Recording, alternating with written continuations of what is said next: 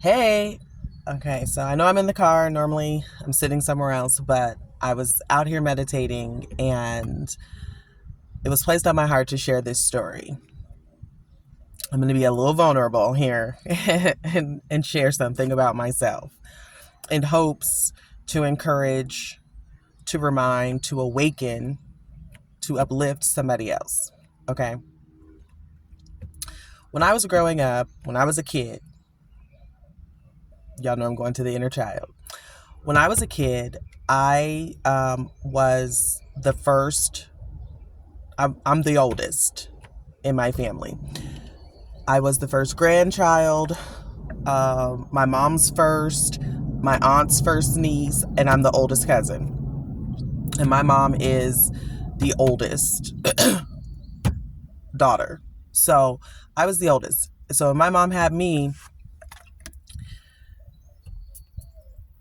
everybody was like, oh my God, Sierra's here, right? Because I was the first. I was the first granddaughter. I was the first. So I was very loved. People poured into me all the time. Like, that's all I knew. And that's how I went about life. I just believed I was like that girl. Like, that's what I was raised to be. I didn't know anything other, right, than love and like be the person. And although I was a quiet, reserved person, I just like existed in like, right, you're a kid. And I remember going through life like that, like, preteens, all the stuff. And as I got into my teenage years, life kind of changed a little bit because my mom got married when I was like 10. So I was like the only child up until about 9 of my mom's. She got married and her husband, nothing bad, no shade, nothing. He used to tell me, you know who you act like? He said, you act like Hillary.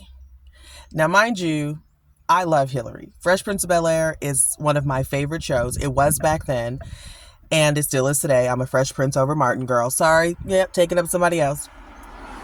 But I loved that show, and Hillary was my favorite character. Like, she just was. Hillary was, they say a little dingy, a little goofy, all the things. Me. But she was smart. And Hillary knew herself, and she knew that she was just that girl. Like, she knew that all she had to do was exist, right? Like, Hillary got it. And I loved me some Hillary. And I was well taken care of as a kid. Like, so, I just went about life. And I remember as we got older and things started getting tight, it was like, oh, we can't afford that. We can't afford that. Or, no, you can't have that kind of stuff. And then the people around me were saying like, oh, you think you're better than people. You think you're so high maintenance. The guys would say that to me. And you're so stuck up. You're so ditty. You think you're all of this. And I just thought I was me. Like, I was a pretty girl. I was smart. Like, I dressed really well. Like, that's it. But people started tearing that into me and making me feel bad.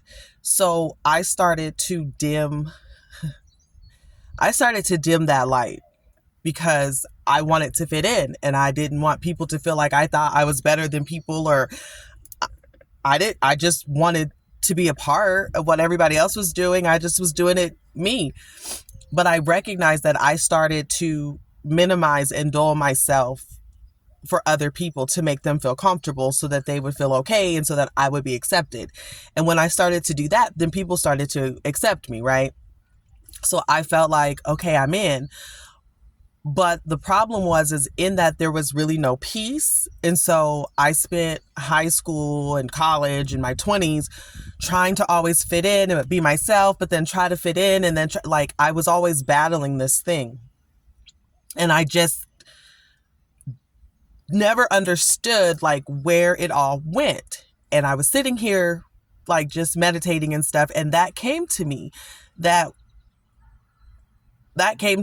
but it's been coming to me. But anyway, it came to me that when I was a kid, I just thought that, right? I just did. And I allowed other people to dull my light so that I could fit in. And then those very people who were talking all that stuff, the very people who said that, like, oh, we can't afford that. You can't have that. That's too much for you kind of stuff. I'm not doing all that. went on to be people who like, they know their worth. They're not putting up with nothing. They are that person. They are that girl. They buying the stuff. They ended up going up while I went down. And it was like, dang, the realization of that is crazy. So I was having a conversation with my mom like a couple of weeks ago or whatever, because we were talking about the inner child and all of that stuff. And I was telling her, I said, you know what? I'm getting back to my Hillary. Hillary was my girl. I felt amazing. I was that girl, like when I was younger. And you couldn't tell me nothing. And it wasn't in a cocky way. It wasn't in this like, oh, see me. It wasn't that. I literally was just myself. I literally just showed up and things happened. And then I started minimizing myself to make other people feel better. And now I'm 38,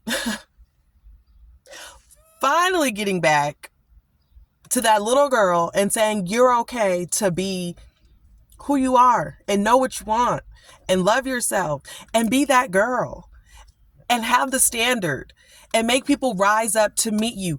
Hillary was quick to tell Jazz and any one of Will's friends, baby, you don't belong here. I appreciate you, but no, sir. She had no problem. Okay? She had no problem with checking anybody when it came to her. And she was fun. She was cute. She was fashionable. When she went places, she was covered. She didn't have to worry about nothing. Her career took off the way that she wanted. All the things. And my inner child, my little Sierra, is like, girl, you're back. And I am getting back to being me and that Hillary. And not in a cocky way, not in this, but in a way of just knowing that who I am is enough. That who I am is perfect. That I don't have to dim my light to make other people feel better or to make other people feel, they have their own light. They have their own. And I was never meant to fit into those circles, which is why there was so much stress and drama all the time in them, because I could not figure out how to fit in. I could not figure out, okay, well, I'm like, because I wasn't being me. Because the light had went off. And people liked me when the light was off. People liked me when the light was off. And when the light would shine a little bit sometimes, like, because it would come on. It didn't just disappear. Like, there was moments where I was still... That's when they would attack the hardest. That's when they would come back and try to remind me, try to humble me back down to say, no. And I'd be like, oh, okay. Let me tell you about how there is no more of that. You cannot humble me. You cannot bring me back down. The standard is set. The expectation is set. I am worthy. I am deserving. Who I am is just enough. Who I am was always enough, always has been. And yes, I realized I had to go through all of that to get here, to be able to go where I'm called to go.